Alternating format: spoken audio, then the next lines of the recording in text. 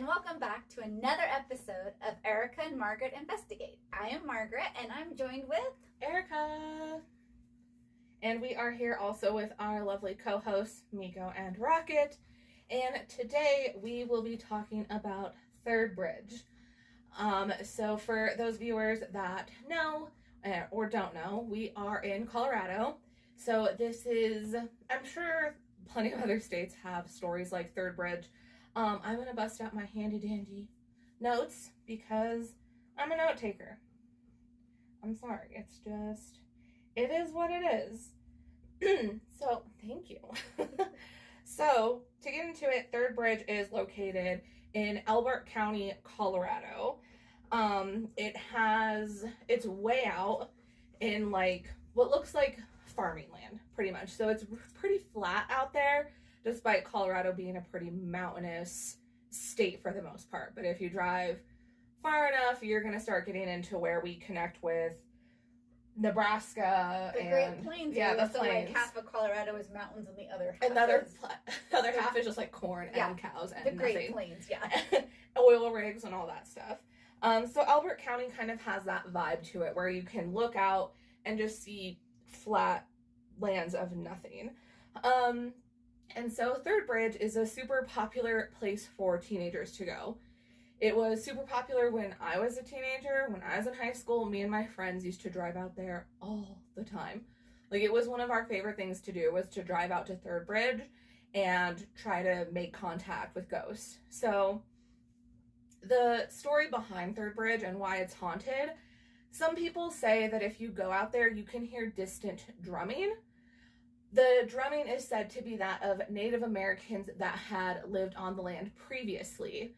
There's no real documentation that supports this, though all land is native land. Let's be fair here. It all is native land. But a lot of people attribute it to the Sand Creek Massacre that happened in Colorado, and another massacre that occurred here in Colorado where natives had killed and butchered a family. However, I don't think this is the reason for the distant drumming, because the house where the people were all killed, I don't remember their family name. I'm so sorry. If you know it or are familiar, leave it for me in the comments. This happened like 60 miles away from where Third Bridge is. And the Sand Creek Massacre happened about 130 miles away from Third Bridge. So it doesn't feel like that's the cause for the haunts, but people say they can hear distant drumming and attribute it to those massacres. And would you agree, or do you know, when I think of like indigenous drumming, I think of ceremony, I think of ritual. When I don't think of, like, when we think of like the Civil War, where like there would be like drummer, or like in Scotland where you'd have the piper and the drummer before war. So we could say, yeah, there's drumming for like war. Do you feel like colonizers or European settlers who were familiar with drums before something tragic happened then said, oh, we hear drumming, so something tragic might have happened, and not this is indigenous land and this is the energy of the people in their celebrations or rituals? Or yeah, it could be all of those things. For sure. I think as far as like this specific haunt goes, I've been out there, and I will tell you now, I have heard the drumming, and it is scary. But there are also oil rigs out there. They're pretty far away, but they can possibly give off the sound of distant drumming. Okay. So, possibly debunked? Maybe. Like I said, I don't think Native Americans are the cause for the haunt. I don't think they're the cause. I was just trying to like throw something out there. Like, could it be? I think it's just a little far-fetched. I feel like when a lot of places are creepy or eerie, and who knows what could have happened on the land before then too. Like way, way, way before. There could have been all kinds of things that had happened there, but I feel like a lot of people just instantly go to, if it's a rural I'm saying it wrong, but don't come for me. But if it's a rural place, I feel like a lot of people and just things jump to, oh, it's native burial grounds. It's burial grounds. It's native land. But like I said earlier, all land is native land. All. So could maybe not be. Do you know I don't know what tribes were like that? The Arapaho, I know for sure, because the Arapaho were one of the main tribes involved in Sand Creek Massacre, and we will get more into them in another episode as well. Creek, I believe, and a couple of other tribes were home to Colorado. Unfortunately, the governor at the time, John something boring last name, ordered that all natives be moved to an obscure different spot from where they were. And unfortunately that was Sand Creek, and that is where Sand Creek Massacre occurred. So, yes, there were a bunch of different tribes, and who knows what other tribes could have come through, possibly on their own trail of tears through Colorado to get to other places in the States. But before we go too deep down that rabbit hole, because we will be going down it in another video, so stay tuned. Another reason that Third Bridge could be haunted is in 1997, 2 cars full of teenagers were driving at night.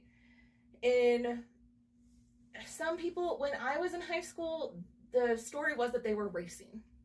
That they were racing down, and Third Bridge, it's dirt roads. There's like 3 houses out there, and they're all like farms.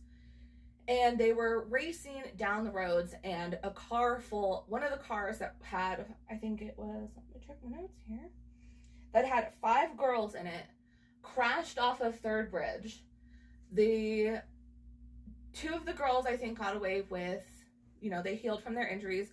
1 girl was paralyzed for life, and 2 of the girls ultimately died. I think one of them was about 14 years old and the other was about 12.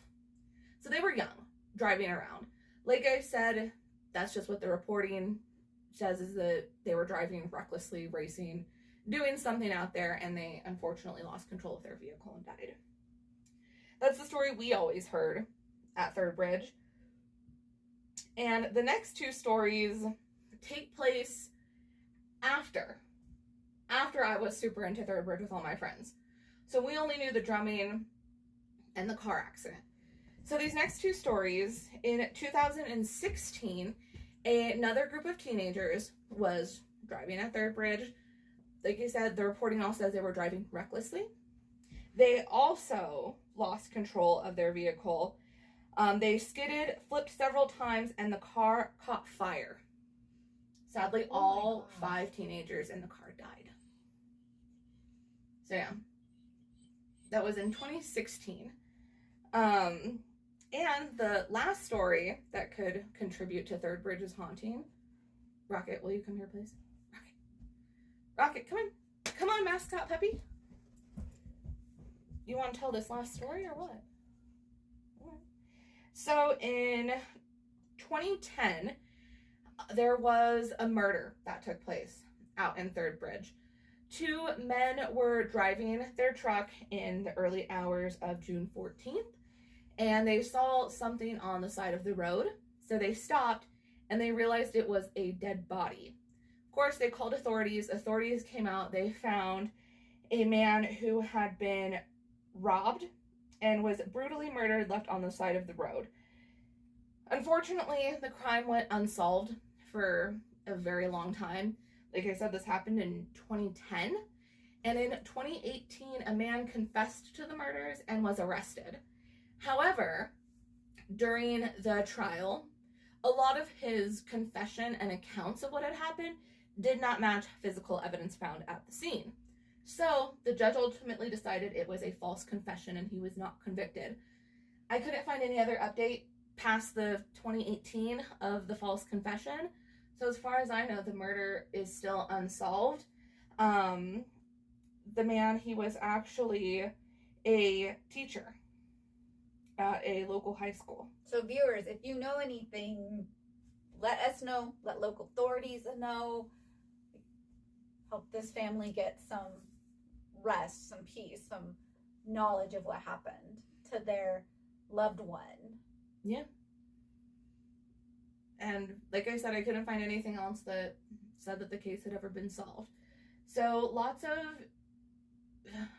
deaths definitely surrounding Third Bridge, obviously.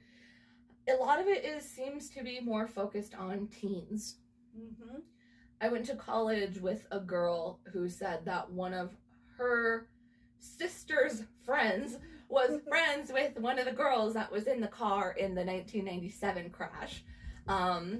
I don't know how true that is, because I feel like everybody's cousin's best friend's wife's daughter knows or knew something or saw something. We all know how those stories Wasn't go. that like how urban legends are born? It's the Mhm. story, and then Right. there's always somebody that knows something or has a story, and that's what's so cool about urban legends. They are our modern day folklore, because somebody knows somebody who knew something, and then they grow. Exactly. Like the babysitter. Yes. The calls coming from inside the house.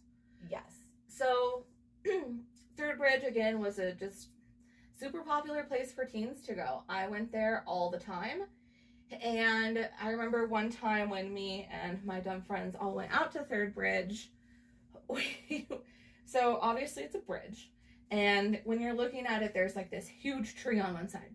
So we're walking down this bridge, and I had my digital camera, because this was before you had your phone and your camera in one device. You had to take them separately with you. So we had my digital camera, and I'll have to find this camera, see if I still have pictures from that night on there, because that'd be crazy. But we were out there taking pictures. My camera had a full battery, and me and my friend were out there, and we heard somebody whisper something, and then my camera died. Just died. My friend took off running in the opposite direction and just left me there, standing in the middle of this bridge, like, just terrified. I, of course, like, was like, oh my god, where are you? So I started running. But yeah, that's my own personal experience at Third Bridge. It's really spooky. It's really creepy, especially at night, especially if you're a teenager. It's creepy. Do you guys have any experiences at Third Bridge, or does your town have its own Third Bridge? Let us know in the comments down below. Be sure to give this video a like, and we'll see you in the next one. Bye!